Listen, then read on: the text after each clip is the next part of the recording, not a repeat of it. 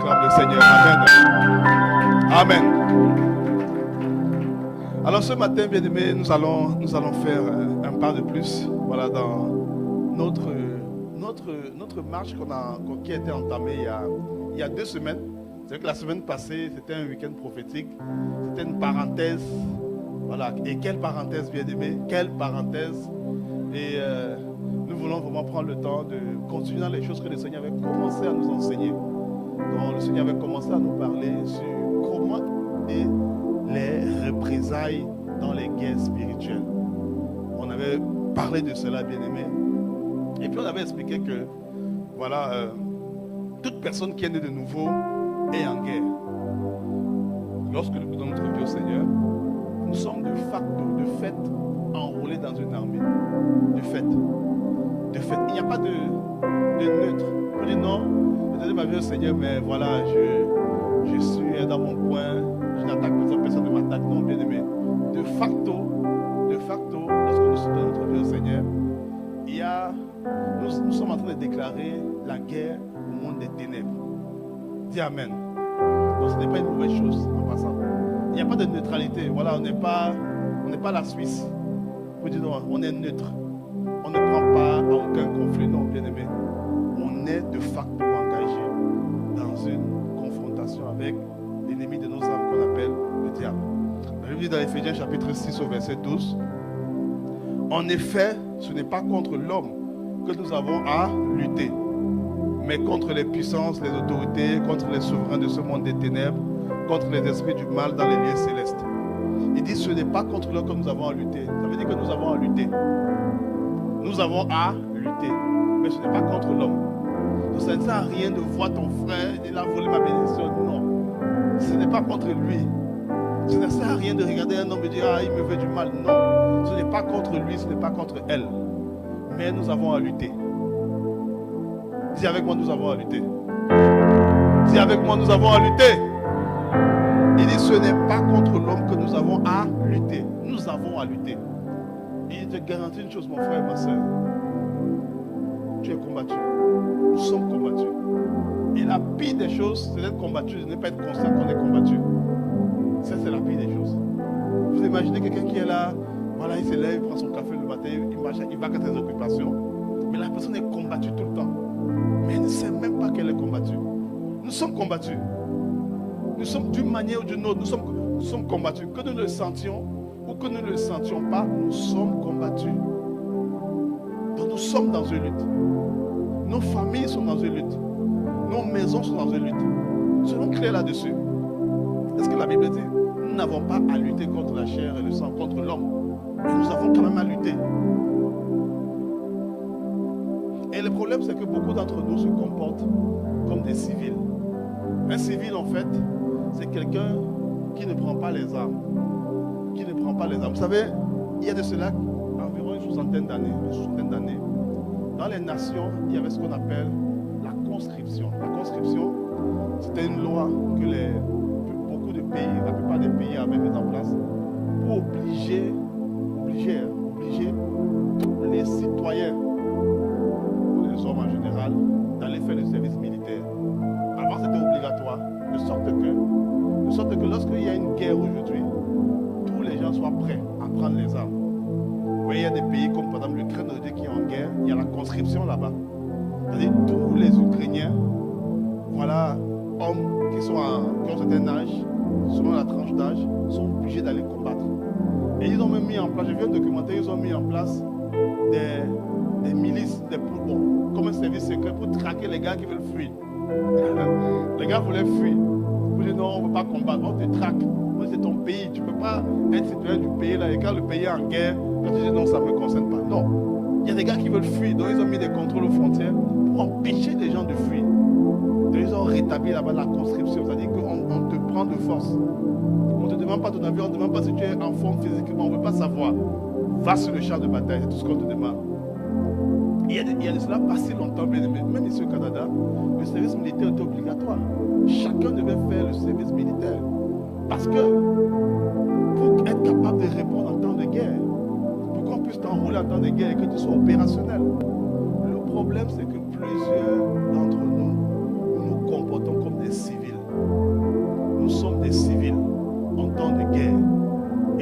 en temps de guerre, c'est les personnes les plus fragiles.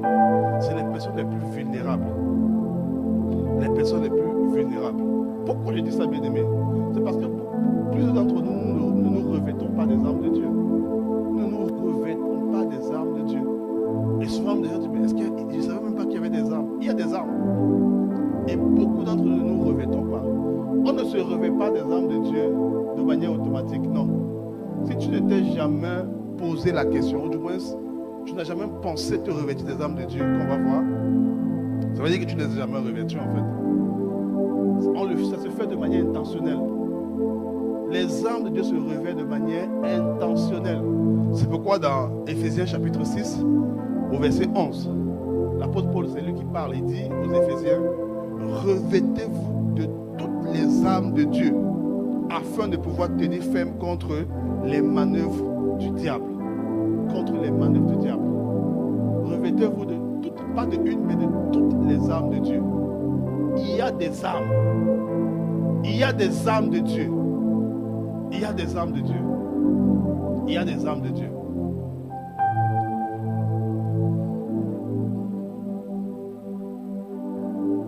Il y a des armes de Dieu. Il y a des armes de Dieu. Non, tu n'es pas un civil. Tu n'es pas un civil. Tu dois avoir les armes. Tu dois porter les armes. On doit porter les armes. Mais le drame, c'est que beaucoup d'entre nous, nous ne portons pas les armes. Nous ne portons pas les armes. Et lorsque nous portons les armes, bien-aimés, nous sommes en train de nous prémunir contre des représailles. Parce que c'est les armes qui font qu'on peut se prémunir des représailles d'une bataille spirituelle. C'est les armes. C'est les armes. C'est les armes. Demande à ton voisin, où sont tes armes? Où sont tes armes? C'est les armes, bien aimés. C'est ce qu'on a dit la dernière fois. On a dit que les armes de Dieu sont puissantes et sont nécessaires pour pouvoir mener la bataille. Pour mener la bataille, pour éviter les représailles. Amen. Et ça, c'était un rappel. Et aujourd'hui, bien aimés, nous allons faire un pas de plus. Nous allons faire un pas de plus. Éphésiens chapitre 6, au verset 10, dans la version parole vivante. La version parole vivante. L'apôtre Paul a parlé, donné des conseils. Donné des conseils aux maris. Au Éphésiens chapitre 5, il dit, Marie, aimez vos femmes. Femmes, voilà, soyez soumis à votre mari. Il a donné des conseils. Chapitre 5, il a donné des conseils aux esclaves. Il dit, esclaves, soyez soumis à vos maîtres. Voilà, comme au Seigneur. Il donne des conseils. Et il finit sa liste de conseils qui est dans l'église d'Éphèse par cette déclaration. Il dit, enfin, pour finir, enfin, devenez fort. Dis avec moi, devenez fort. Il dit, devenez fort. Il dit, Éphésiens, vous êtes faibles. Mais ce n'est pas un drame. Devenez fort. Devenez fort avec la force très puissante du Seigneur. Devenez fort avec la force très puissante du Seigneur. La suite. Devenez fort avec la force très puissante du Seigneur. Il y a une force dans le Seigneur. Et la suite dit que non pas par nous-mêmes, non pas par vous-même, mais en puisant la force dans le Seigneur. Il y a deux types de forces qui sont disponibles pour celui qui donne sa vie au Seigneur. Il y a ta propre force. Il y a ta force, bien-aimé. Tu as une force. Tu as une capacité. Tu as une force. Quand la Bible dit, ni pas ma force, mais j'ai quand même une force. Il y a deux types de force. Il y a ta force et puis il y a la force du Seigneur. Ça dépend de toi. Quelle force tu utilises. La force que tu vas utiliser va dépendre de toi. La force du Seigneur ne se pratique pas, on n'arrive pas de manière instantanée, de manière fortuite. Non, de manière hasardeuse, non. Il y a des actions à prendre pour puiser la force dans le Seigneur. Tu peux opérer dans la vie soit avec ta force, soit avec la force du Seigneur. C'est à toi de choisir. Tu peux opérer dans tes études, soit avec ta force, soit avec la force du Seigneur. C'est à toi de choisir. Tu peux opérer dans ton foyer, soit avec ta force, soit avec la force du Seigneur, c'est à toi de choisir. Tu peux opérer dans ton travail, soit avec ta force, soit avec la force du Seigneur. C'est à toi de choisir. Mais la force du Seigneur est disponible. Il dit devenez fort, non pas par vous-même, mais en puissant sa force dans le Seigneur. En puissant sa force. Vous pouvez l'afficher à l'écran s'il vous plaît. Voilà. Enfin devenez fort avec la force très puissante du Seigneur. La suite. Prenez avec vous toutes les armes de Dieu pour pouvoir résister au piège de l'esprit du mal. Mettez la version parole vivante. Pas la version parole de vie. Mettez la version parole vivante. Vous allez voir qu'il parle de la force qui est dans le Seigneur. Il dit devenez fort, non pas par vous-même, mais en puissant dans le Seigneur. Tu peux choisir, bien-aimé. C'est ton choix. Par défaut, tous les autres pères avaient leur force. Par défaut. Mais maintenant, nous qui sommes en Christ, le Saint-Esprit nous dit de puiser notre force dans le Seigneur. De puiser notre force dans le Seigneur. Parce que, bien aimé, il y a des adversaires. Il y a des défis. Il y a des défis, il y a des adversaires. Et, vous l'avez. Non, le verset 10 avec la version parole. C'est la version parole de vie. Je dis la version parole vivante. La version parole vivante. Il dit devenez fort et puisez votre force dans le Seigneur. Dans le Seigneur. Et pourquoi devenir fort? On l'a dit tantôt, il y a des adversaires. Et il y a 4 formes d'adversité. 4. Qui font face à un chrétien. Il y a 4. Il y a 4 formes d'adversité qui font face à un chrétien. 4 formes. Éphésiens 6, verset 12. Éphésiens 6, verset 12. Il dit en effet, ce n'est pas contre l'homme que nous avons à lutter, mais contre les dominations. Mettez la version seconde s'il vous plaît. Contre les dominations, contre les autorités, contre les princes de ce monde et contre les esprits méchants. 1. Les dominations. Éphésiens 6, 12, version du second. Éphésiens 6, 12. Nous n'avons pas à lutter contre la chair et le sang, mais contre les dominations, autorités, princes de ce monde des ténèbres, contre les esprits méchants. Voilà les 4 formes d'entités qui combattent la vie des enfants de Dieu. Ces entités combattent systématiquement. Quelqu'un ne peut pas me dire non, j'ai juste affaire aux esprits méchants, mais pas les dominations, non. Tous nous combattent en même temps. Tous nous font face en même temps. Seulement que leurs actions diffèrent. Leurs actions sont différentes, mais tous nous font face en même temps. Il n'y a pas quelqu'un qui peut dire non, moi c'est juste les princes de ce monde des ténèbres. Moi je n'ai pas affaire aux autres, non, bien aimé, non. On a tous affaire à ces différents adversaires-là. Et on va jeter un petit coup d'œil sur ce que veut dire chaque mot, chaque adversaire qui est là. Une domination, ça vient du grec arché. Arché, c'est le mot qui est en France qu'on appelle archange. Archange par exemple. Arché, ça veut dire simplement ceux qui commandent les choses. Ceux qui commandent. Arché, c'est ceux qui commandent. Donc, lorsque la Bible parle de domination ici, il y a des entités spirituelles, sataniques, qui commandent les choses. Qui commandent les choses, qui commandent les guerres, qui commandent les conflits, qui commandent les maladies, qui commandent les choses sur la terre. Les choses n'arrivent pas sur la terre par hasard, non. Il n'y a pas de hasard, les choses n'arrivent pas dans nos vies par hasard, non. Parce qu'une entité a commandé à ça. C'est pourquoi Dieu dit à Job, quand est-ce que tu as commandé au matin? Quand est-ce que tu t'es levé pour commander au matin? C'est-à-dire pour contrer ce que les archés ont fait. Il faut apprendre à le faire. Il faut apprendre à commander. Non, mais moi je suis un PPP, un pauvre petit péché. Non. Tu peux commander. Moi je dois commander. Je Je dois commander. Deuxième type d'adversité, les autorités. Le grec, c'est exousia. Exousia, c'est ceux qui ont autorité. Ça veut dire que ceux qui ont le droit de faire quelque chose, c'est une autorité. Le droit de faire quelque chose. Ils ont un droit légal. Et ils viennent par exemple à un territoire. Nous sommes là depuis des années. Nous contrôlons tel pays, telle nation, telle tribu. Donc on a le droit. Quelqu'un nous a donné le droit. Ils nous ont invoqués. Ils ont partisé avec nous. Lorsque quelqu'un partise avec le diable, ce type d'esprit-là qui vient, les autorités, on leur donne le droit de faire quelque chose. Et ils ont le droit. Souvent quand on fait ce temps de délivrance, vous allez voir la personne dit, j'ai le droit, il m'appartient. C'est une autorité qui fait souvent ça. Parce que quelqu'un lui a donné le droit. Tu comprends?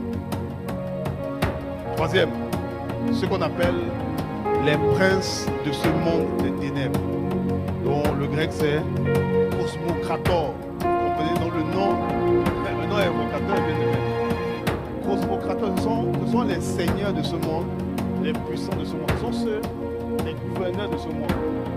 Lorsque Daniel a prié, ceux qui ont combattu Daniel, ce sont ce type d'esprit-là.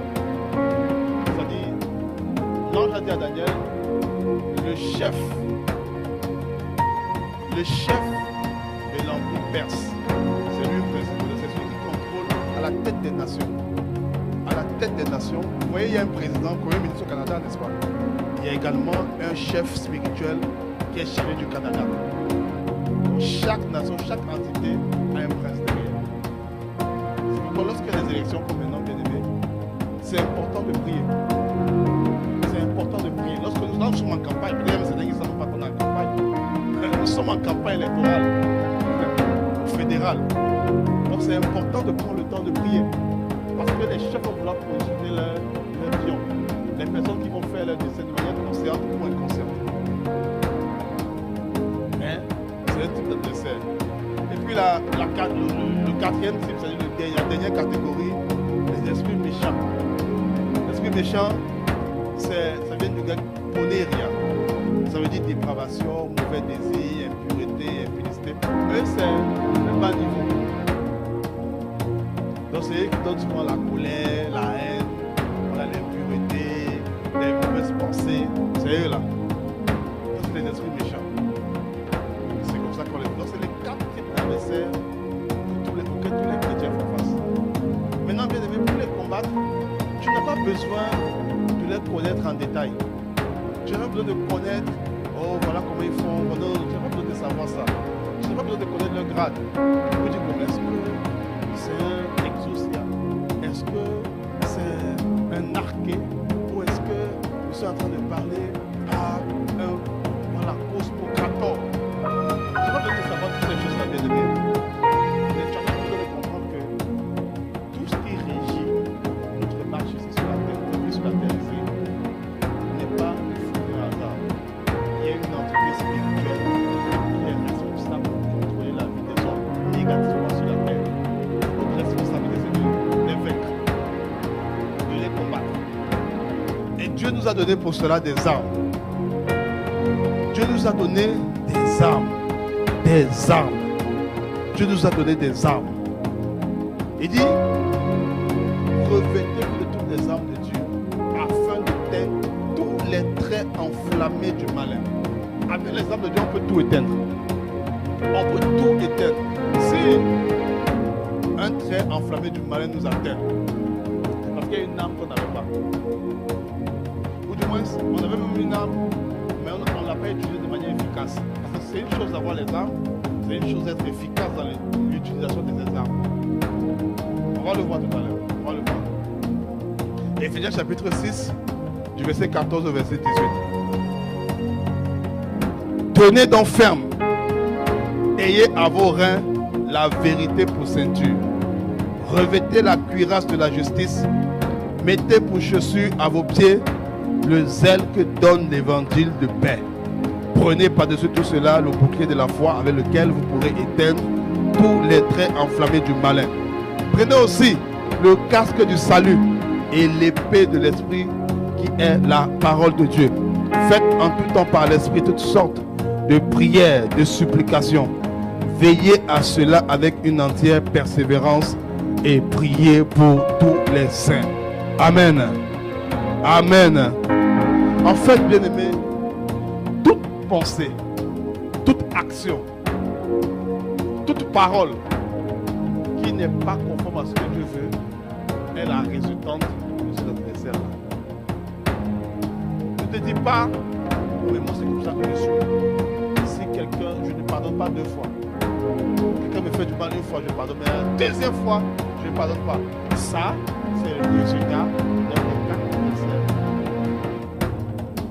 Quand tu deviens une seule, tu te dis, mais j'ai envie de faire, mais je me sens faible. C'est le résultat de ces 4 adversaires.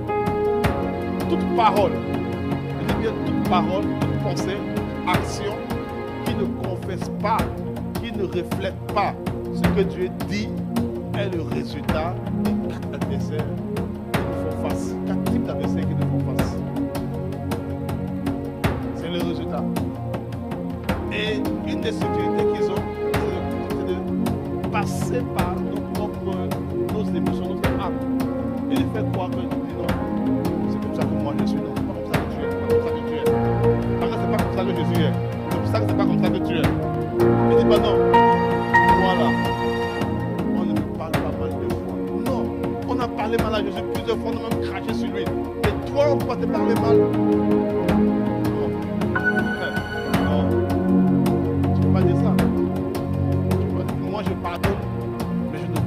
Ça là, je dis, je pardonnerai les fautes, mais je ne me souviendrai plus de l'iniquité.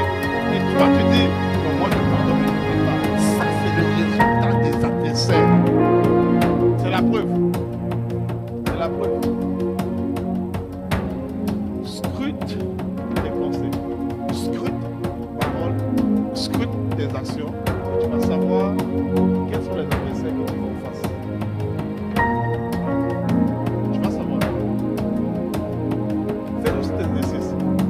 Tu as un cahier, note juste les pensées que tu as. Moi, j'ai pensé à ça, j'ai pensé à ça. Note tes paroles, note tes actions, et tu vas voir les adversaires qui te font face, qui te combattent.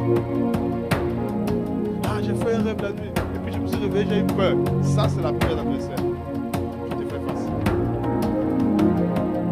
Est-ce que je lui dis que vous avez le pouvoir de marcher sur les serpents, sur les scorpions? C'est toute la puissance de l'ennemi. Rien ne pourra nous nuire. Rien ne pourra nous nuire. Mon prophète te dit, mon frère, ma soeur, que ne banalise pas, ne minimise pas, ne méprise pas l'action de ces entités-là qui nous combattent. Ne méprise pas. Prends l'opportunité au travers de chaque challenge. Je dis non, à partir d'une telle situation que je vois, je vais marcher. Je vais me fortifier. Je vais prendre des armes. Je ne vais pas subir. Parce que la Bible dit, ne vous détrompez pas. Ce sont les petits renards qui ravagent les grandes villes. C'est la petite pensée que tu tolères aujourd'hui. C'est la petite situation que tu tolères. C'est le petit péché que tu tolères. La petite colère. La petite colère, elle vient. Non. Je suis juste énervé 1 minute. C'est pas grave quand même. C'est la petite pensée. Non, je paresse. Non, je fais après. Il y a des presses. Cette petite pensée-là, c'est ça qui détruit les grandes. C'est ça qui détruit les grandes. C'est l'heure de prier. Non. De toutes les façons, que je prie à 11h, 11h05, ça change quoi? L'essentiel est que je prie. Et si je commence à 11h, je vais finir à 12h05. Ça ne change rien. Ça, c'est un petit renard qui ravage les grandes villes. Le diable, il dit, tenez ferme afin de pouvoir résister à toi. Pas la puissance du diable, non. Aux Russes. Aux Russes. La puissance du diable agit vers les gens qui ne sont pas en Christ. Pour ceux qui sont en Christ, le diable agit par la Russe. Il agit par la ruse, par la ruse. Il agit par la ruse. Il agit par la ruse. Il sait que nous sommes la lumière du monde. Nous avons la vie de Dieu. Il y a des sources intarissables à nous. Donc s'il vient de manière frontale, il va perdre. Il va perdre. Parce que nous transportons la vie de celui qui l'a vaincu. Mais maintenant, qu'est-ce qu'il va faire? La Bible dit, passer par la ruse. Pour que nous-mêmes, nous auto-détruisions. C'est ce qu'il fait. Il utilise la ruse. Il veut détruire les finances. Il dit, ok, si je viens et que j'envoie des malédictions sur ses finances, elle est la lumière. Et la Bible dit que sa vie est cachée en Christ. Donc même si j'envoie les malédictions, ça ne va pas l'atteindre. Ça ne va pas l'atteindre. Qu'est-ce qu'il fait? Il ruse. Il fait croire que vraiment les là, est-ce que c'est beaucoup quand même? Tu as trop de problèmes. Donne même 8% aujourd'hui. Et puis la prochaine fois tu vas compléter. Ça change quoi? Dieu regarde au cœur. Quand il fait ça, c'est fini. Il t'a poussé à fonctionner, à te détruire toi-même. Donc c'est que toi-même tu deviens l'artisan de la destruction de tes finances. Pourquoi? Parce que tu as désobéi à un principe. Voilà. La ruse. La ruse. La ruse. Et bien aimé,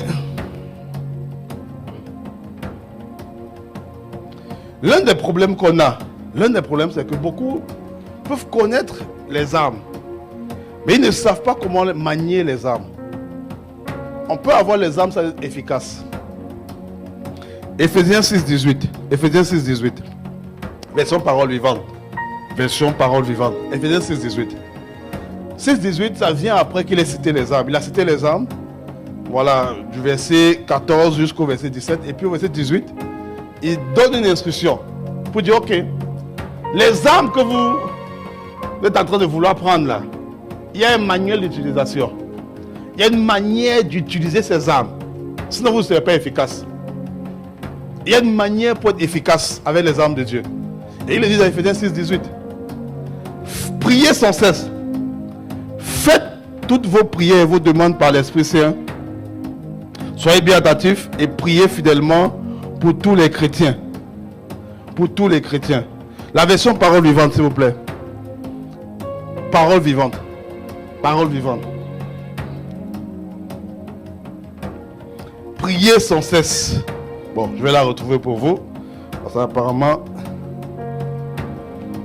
les gens de la com sont endormis. Réveillez-vous.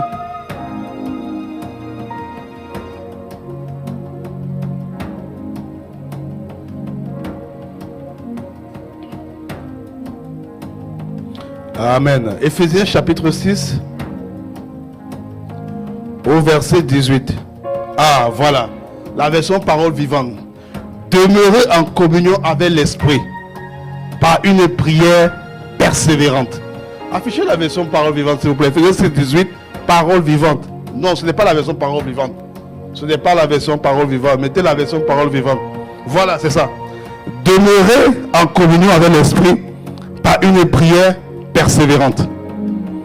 Car l'efficacité de ces armes dépend d'une intercession qui ne se relâche point. Comprenez? L'efficacité des armes de Dieu dépend de quoi? D'une intercession qui ne se relâche point. Voilà comment être efficace avec les armes de Dieu. Des gens ont des armes. Ils connaissent c'est quoi la foi. Ils connaissent le salut. Ils peuvent vous réciter toutes les étapes du salut. Ils connaissent c'est quoi la vérité. Mais ils ne sont pas efficaces avec. C'est-à-dire que pour l'efficacité fait référence à ce à quoi quelque chose est destiné. C'est-à-dire que quand je dis je suis efficace dans ce que je fais, ça veut dire que j'atteins le but pour lequel on m'a mandaté de faire ce que je fais. Est-ce qu'on se comprend? Donc, pour que les âmes puissent atteindre le but, leur objectif, il faut faire ça. Il faut faire ça. Il faut faire ça. Il dit, demeurer en communion avec l'Esprit par une prière persévérante, car l'efficacité de ces armes dépend d'une intercession. Dépend d'une intercession qui ne se relâche point. Qui ne se relâche point. Ici, on ne parle pas de prier de manière sporadique. Non. On ne parle pas de ça. On dit, il faut demeurer en communion par une prière persévérante. Ça veut dire quoi? Persévérante veut dire que qu'on le fait, quelque chose qu'on fait constamment, avec insistance, sans s'arrêter. Il dit avec une intercession qui ne se relâche point. Une intercession qui se relâche, ça veut dire quoi, bien aimé? On parle de vie de prière. On parle de vie de prière. Vie de prière. Pas de prière, mais de vie de prière. C'est pas la même chose. La vie de prière, c'est la culture, l'habitude, l'organisation systématique de la rencontre avec Dieu. C'est ça la vie de prière. C'est ça la vie de prière. Il dit, pour pouvoir rendre les âmes efficaces, rendre les âmes de Dieu efficaces, il faut ça. Si on n'a pas ça, on ne peut pas être efficace. On aura les âmes, on va dire, mais Seigneur, je ne comprends pas, j'ai la foi, mais telle chose m'arrive. Non, c'est ça. Il manque l'efficacité. Il manque l'efficacité. Il faut être efficace. Il faut être efficace. Imaginez un attaquant qui arrive devant le but. Le but est ouvert, il y a une occasion. Et puis il shoot le ballon, ça n'entre pas dans les filets. Qu'est-ce que les gens font? Les gens crient en général. Pour dire, oh, c'est quoi ça? Remplacez-le. Vous voyez? Et c'est souvent le cas, bien aimé. Il y a des situations qui nous arrivent où les gens sont venus, tac, il a lancé une attaque. Il est venu attaquer tes finances. Il attaque ta foi. Il envoie une maladie. Et puis toi, tu as l'occasion de le shooter dehors. Et puis tu manques l'efficacité. Pourquoi? Parce qu'il manquait la vie de prière. Le problème, c'est que la plupart des personnes attendent d'être en face de la montagne, du défi, du challenge, de l'attaque, avant de rechercher l'efficacité. Non. L'efficacité est quelque chose qui se prépare avant. Qui se prépare avant. Qui se prépare avant. Ce n'est pas le jour de la tentation qu'on sort de la tentation. On commence à se préparer à sortir de la tentation avant. Ce n'est pas le jour de l'adversité qu'on sort de l'adversité. Non. On a déjà fait quelque chose en amont, en avant. Ce n'est pas le jour du marché qu'on va nourrir la poule, comme disait mon professeur. Parce qu'il y a des gars qui arrivent le jour des examens. Ils disent, ok, l'examen c'est dans 24 heures. Et puis ils disent, ok, je vais faire 22-6. C'est-à-dire, tu dis de 22 à 6 heures. Et puis les gars sont là. Et puis le professeur vient et dit, arrêtez ça. Vous nourrissez le marché le jour de la poule. La poule ne peut pas prendre du poids. C'est ce qu'il nous disait souvent. Vous comprenez? C'est-à-dire que ce n'est pas le jour de l'adversité qu'on se prépare à sortir de l'adversité. Regardez l'histoire de David. Regardons l'histoire de David. 1 Samuel, chapitre 17, du verset 26 au verset 37. 1 Samuel 17, du verset 26 au verset 37. David, il y avait un combat. Et vous savez, à l'époque, l'Ancien Testament et le Nouveau Testament diffèrent de ce que les combats de l'Ancien Testament étaient souvent contre les peuples physiques. Mais les combats qu'Israël avait, sont une image des combats qu'on doit mener, mais on ne combat plus contre la chair et le sang. C'est fini l'époque là. C'est fini l'époque de combat de la chair et le sang. Maintenant, ce sont les esprits démoniaques. Mais les principes du combat restent les mêmes. Les principes du combat restent les mêmes. La manière de combattre reste la même. C'est juste que c'est l'adversaire qui change. Avant, il n'avait pas l'esprit de Dieu renouvelé. Il ne pouvait pas confronter les esprits. Mais nous avons l'esprit renouvelé. On peut monter devant les chefs des Goliaths pour leur parler directement. On n'a plus besoin de traiter avec Goliath. Eux, ils traitaient avec les géants, avec les Goliaths, toutes les nations qui étaient là. Mais ils ne pouvaient pas combattre les esprits qui les contrôlaient. Mais nous, la Bible dit que nous avons un esprit supérieur. Nous sommes une alliance supérieure qui est en tout point de vue excellente par rapport à ce qu'ils avaient. C'est pourquoi nous pouvons monter et confronter les chefs qui les contrôlaient. Amen. Et regardons quand même la stratégie de David. Regardons ça. Donc il arrive sur le champ de bataille. On dit Goliath terrorise tout le monde. C'est la panique. Si vous lisez le passage qui est avant, la Bible dit que des pères de famille, ils pleuraient. Ils étaient en train de crier à Dieu, ils pleuraient. Tout le long, ils pleuraient. Ils pleuraient sur les champs de bataille. Imaginez une armée qui arrive sur les champs de bataille. Les gars voient l'adversaire seulement. Il n'y a pas qu'il y a eu combat, non. Ils ont juste vu l'adversaire. Il leur a parlé. Donné quelques paroles. Les gars ont commencé à pleurer pour dire, oh, nous sommes finis. C'est fini pour nous. Qui va nous sauver? Nous sommes... Et ça, l'histoire de Goliath contre le peuple d'Israël, elle est tellement évocatrice de plusieurs situations par lesquelles les chrétiens de nos jours passent. Goliath ici n'avait tué personne. Il n'avait recombattu personne. Juste par sa carrure et ses paroles, il a annihilé toute une armée. Même le roi lui-même était paralysé. Tu fais un rêve. Un esprit vient te dire, ah, je vais te tuer. Je vais te détruire. C'est ce que Goliath a fait. Et puis les gars se disent, ah, un truc va m'arriver. Je vais mourir. Non, tu ne mourras pas. Il essaie de t'influencer. Il essaie de t'influencer. Il dit, il faut tenir face aux ruses. Si un esprit pouvait te détruire, il n'aurait pas besoin de te prévenir que je vais te détruire. Il va te détruire tout simplement. S'il te prévient, c'est parce qu'il ne peut pas te détruire. Mais il a besoin que tu ouvres une porte. Par la peur. Évite cela. C'est ce qui s'est passé avec Goliath. Le gars s'est mis devant les gars, ils ont vu sa carrure. Il dit non, c'est un géant. Il dit c'est un géant. Et puis il annonce. Il dit que moi, le Goliath, je suis là. Sortez seulement un homme, fouillez partout. Si un homme d'entre vous peut me battre, alors on accepte qu'on a perdu. Les gars disent, si le gars dit ça, c'est sûr que c'est un gars prêt. Il est prêt, il est préparé. Tu vois pourquoi? Il les a influencés. Il a joué sur leurs pensées. Il a influencé leurs pensées. Et c'était fini. Et souvent le diable va vouloir faire ça. Tu es là, tu veux postuler un poste. Tu dis, ah, tu vois les qualificatifs. 10 ans d'expérience. Mais moi, ça fait 6 mois. Goliath vient de te parler. Pour dire, mon gars, ici, là, c'est 10 ans ou rien. Goliath vient de te parler. Tu viens. Ah. On te parle par rapport à la dîme et les offrandes. Tu dis, je vais semer. Tac, une parole remonte. Tu as payé ton loyer? Goliath vient de te parler. Tu dis, ah, est-ce que vraiment c'est sur le brut qu'on donne la dîme ou sur le net? Est-ce que c'est sur le revenu ou sur le chiffre d'affaires? Je ne sais. Tu commences à faire tout ça. Pourquoi? Goliath a commencé à parler. La Bible dit que Goliath leur a parlé. Il faut le mettre à l'écran. Goliath les a parlé. Il a lancé un défi. Il n'a pas touché encore quelqu'un, mais les gars étaient à tous à terre, immobilisés.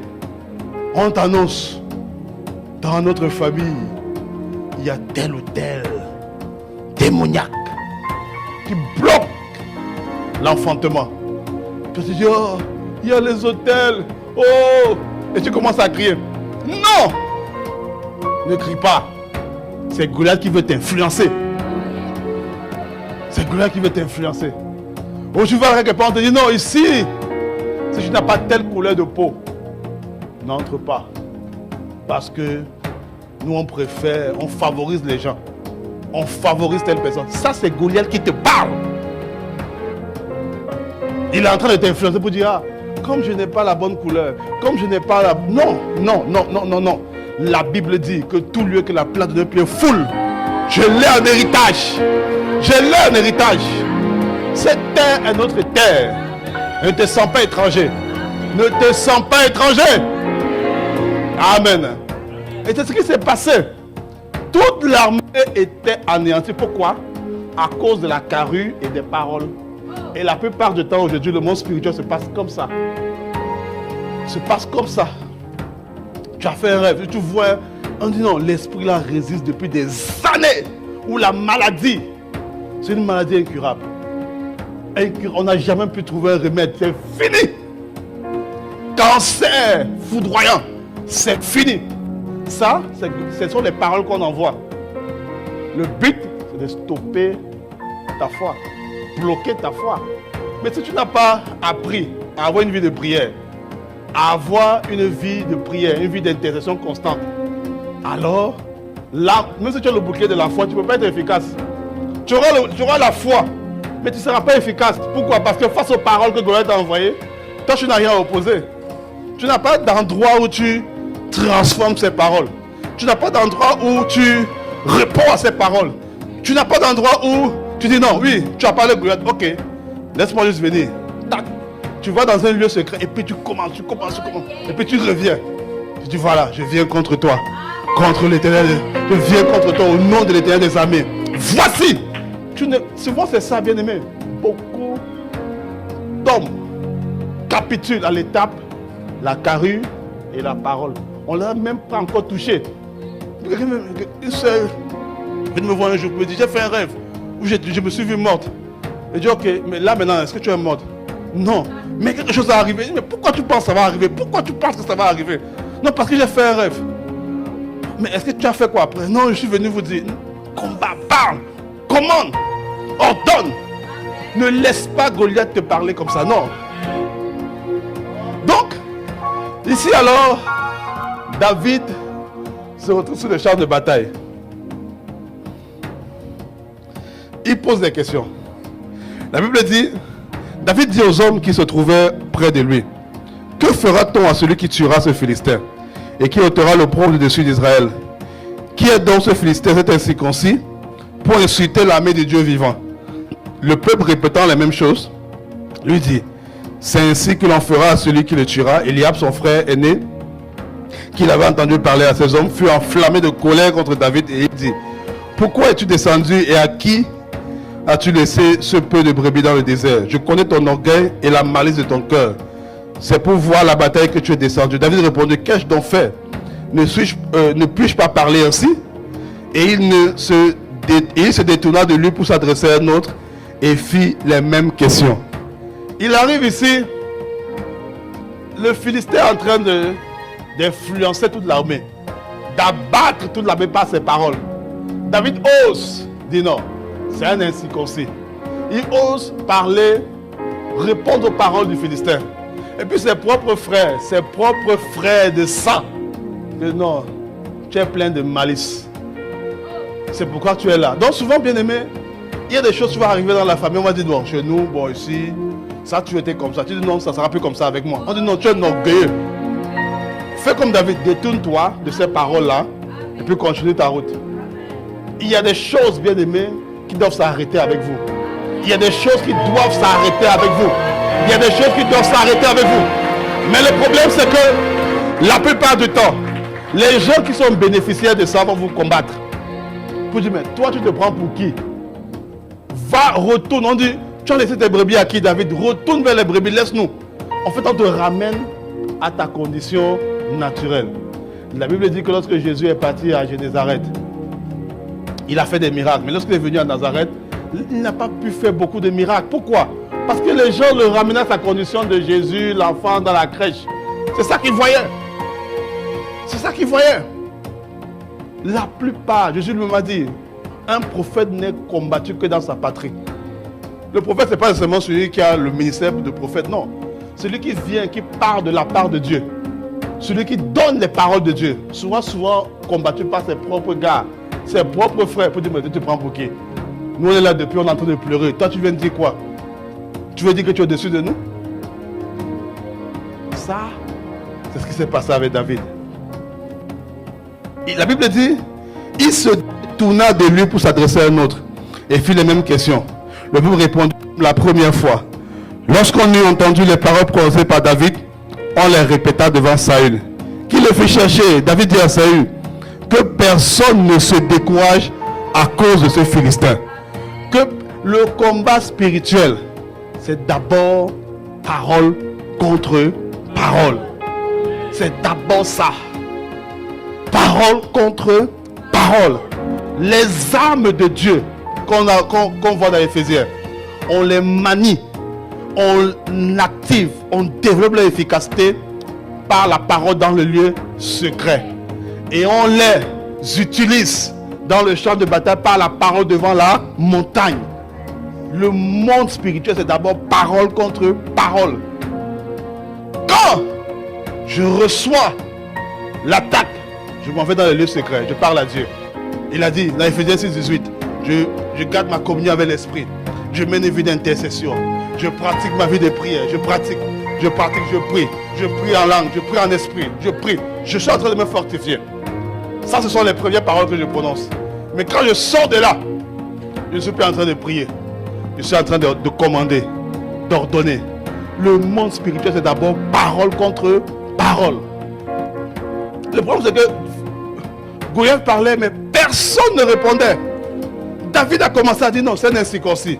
Après, il continue à dire que personne ne se décourage à cause de ce Philistin. Ton serviteur ira se battre avec lui. Et regardez ce que Saül dit à David. Tu ne peux pas aller te battre avec ce Philistin. Il dit oui mon petit, je comprends ton zèle. Tu sais, oui, il n'y a pas de problème. Mais tu ne peux pas aller te battre contre ce Philistin. Car tu es un enfant. Tu es un enfant. Et écoutez la suite. Et il est un homme de guerre dès sa jeunesse. Ça lui dit, le temps, il a passé beaucoup de temps à s'exercer à la guerre. Donc, il dit, Goliath que tu vois là, en fait, ce n'est pas aujourd'hui qu'il a commencé à combattre. C'est un gars qui a guéri. C'est un gars qui a combattu depuis qu'il est petit. Donc toi, David, non seulement tu es un enfant, mais tu n'as pas l'expérience, tu ne t'es pas habitué à combattre comme lui. Donc tu ne peux pas tu es disqualifié, David. Tu ne peux pas te présenter devant lui. C'est là où David a dit, va répondre. Et il va lui faire comprendre que non, ce n'est pas aujourd'hui que je combats. Ce n'est pas aujourd'hui que j'ai appris à combattre. Avec tout le respect que j'ai pour toi. Ce n'est pas aujourd'hui que je combats. J'ai appris à combattre déjà.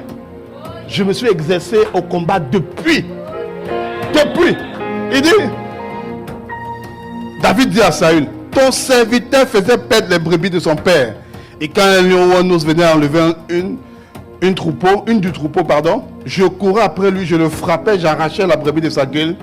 Il se dressait contre moi, je le saisissais par la gorge, je le frappais et je le tuais. Il est en train de dire ici, je manie les armes de Dieu depuis longtemps. Ce n'est Goliath que je vois, ce n'est pas devant Goliath que j'ai commencé. Je manie les armes depuis longtemps. J'ai appris à manier les armes de Dieu. J'ai appris à manier les armes de Dieu, j'ai appris à manier le bouclier de la foi. Quand l'impudicité est venu m'attaquer, lui c'était le lion et l'ours. Mais nous aujourd'hui, c'est comme des esprits. Oh, quand l'esprit de découragement, d'impureté, l'esprit de mensonge est venu m'attaquer, j'ai appris à répondre. Quand l'esprit de manque d'amour, l'esprit de limitation est venu m'attaquer, j'ai appris à répondre.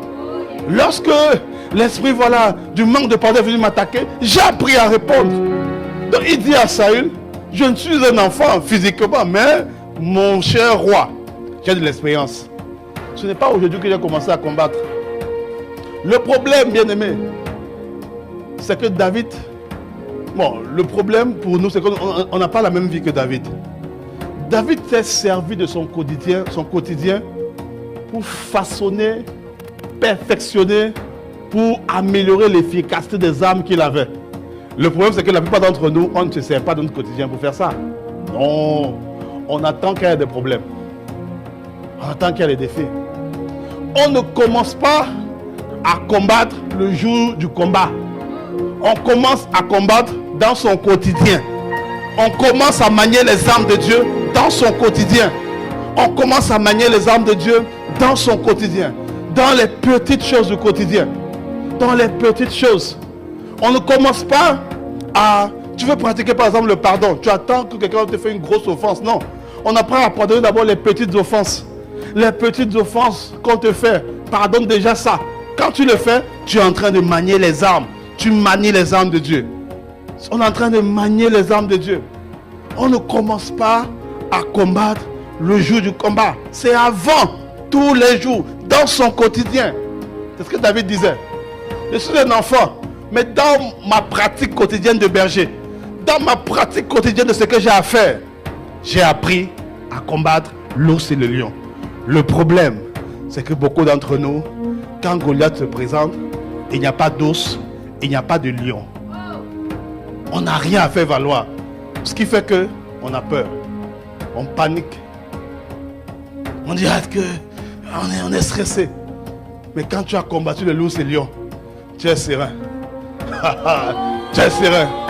Vous savez, récemment, le Seigneur, je donne un témoin, le Seigneur m'a poussé à commencer à déployer, parce que moi je travaille dans le domaine informatique, et le Seigneur m'avait convaincu de pouvoir, il m'a dit non, la grâce que tu as là, ce que tu fais, tu ne l'étires pas au maximum, tu peux l'étirer davantage, tu peux l'étirer. Et en général, je suis contractuel, c'est-à-dire que je sous-traite en général pour des compagnies. Et puis, Dieu m'avait convaincu que prends un deuxième contrat. Il dit, mais Seigneur, je ne peux pas. Non, tu peux. Je dis, je ne peux pas. Non, tu peux. Et non, je ne peux pas. Comment je peux? Et non, je dis, non, tu peux. Il dit, essaye. J'ai essayé. Et j'arrivais avec 2 contrats à faire la charge quasiment d'un seul. Avec l'effort d'un seul, j'arrivais à faire 2. Avec l'effort d'un seul. Et puis à l'époque, je ne savais pas. Je ne sais pas pourquoi Dieu me disait ça. Ouais. Et puis le jour,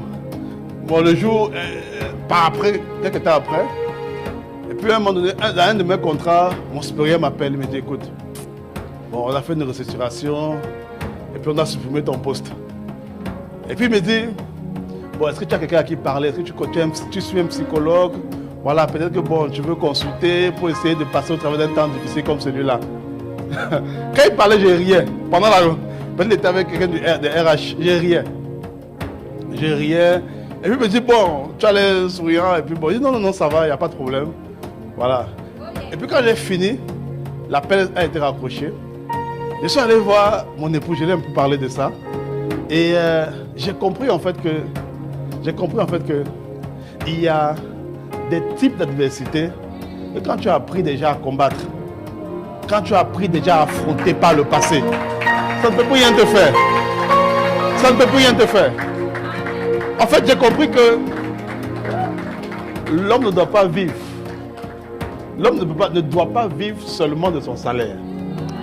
Mais il doit vivre des capacités que Dieu a mis en lui. Le problème, c'est que la plupart d'entre nous, bien-aimés, la plupart d'entre nous, on vit, en fait,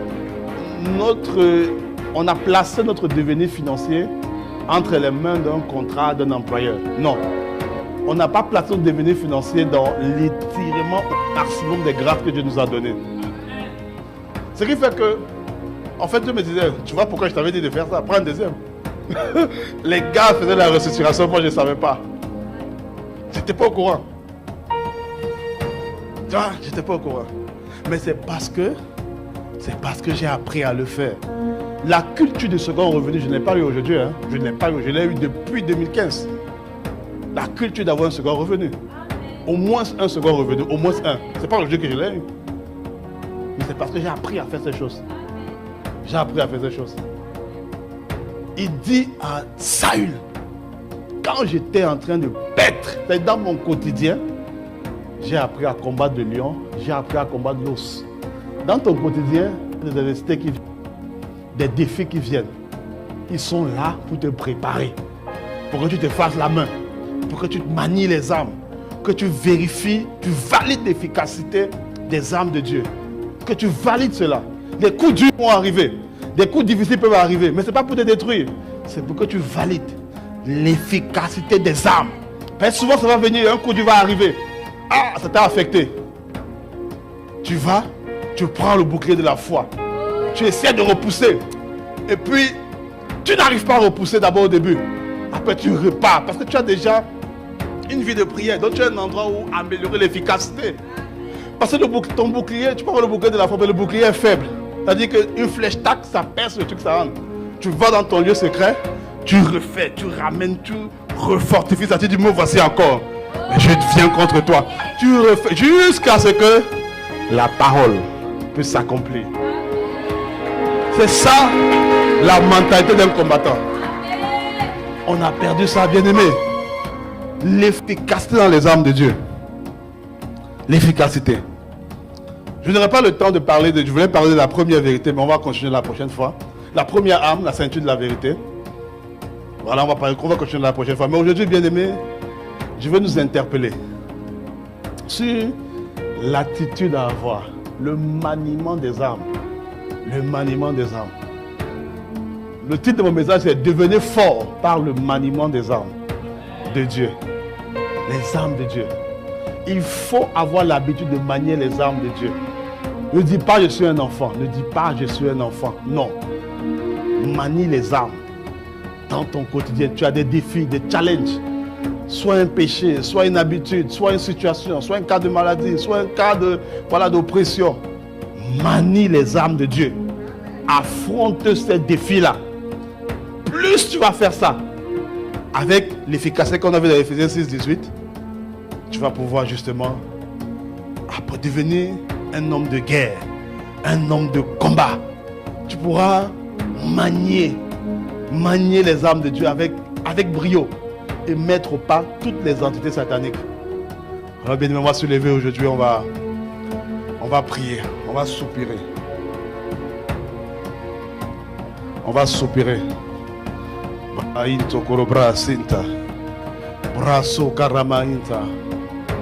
va dire Seigneur, accorde-moi la grâce de devenir fort par le maniement des armes de Dieu.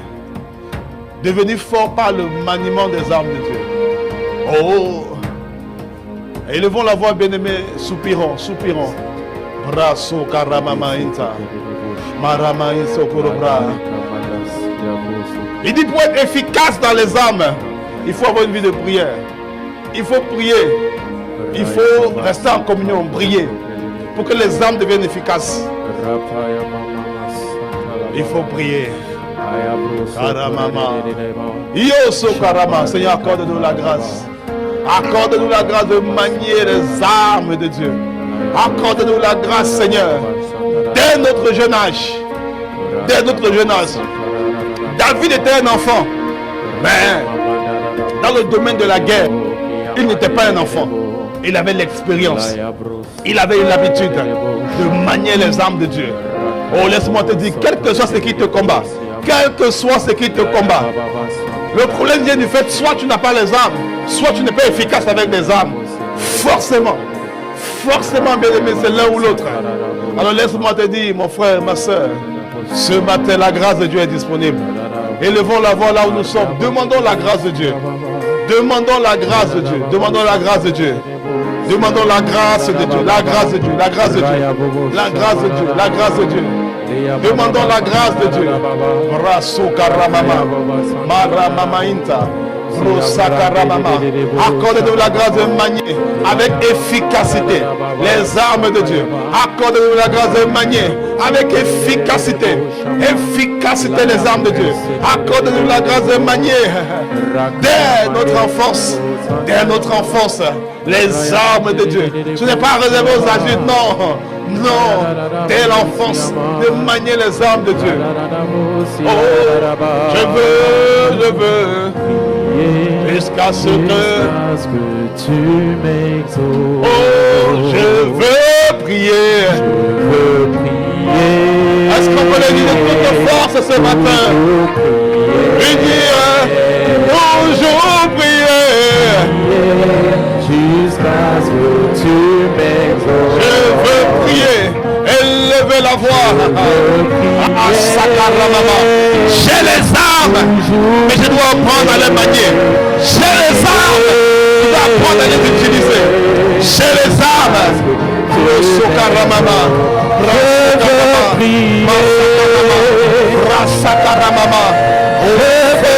Il faut toujours prier. Saramama, Sakaramama, Rakanta. Je veux prier. Je veux prier. Toujours prier. Sarama, Trosso Karamama Intra, Trosso Karamama. Je veux prier.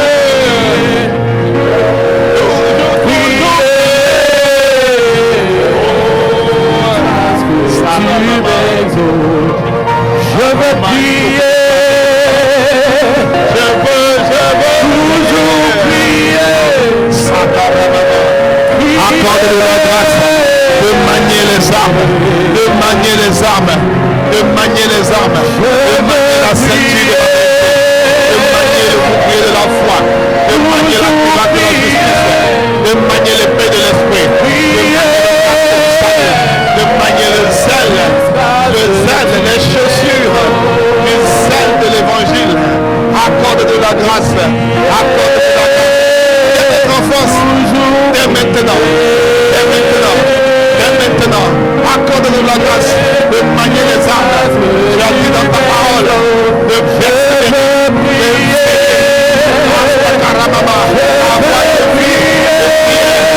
une vie de prière, une vie d'intercession. C'est comme ça que les âmes sont efficaces. Elles sont efficaces par la prière. Elles sont efficaces par l'intercession. Elles sont efficaces par la prière, par l'intercession. Efficaces par la prière, par l'intercession. Sagra maman, il sagra tout mon père.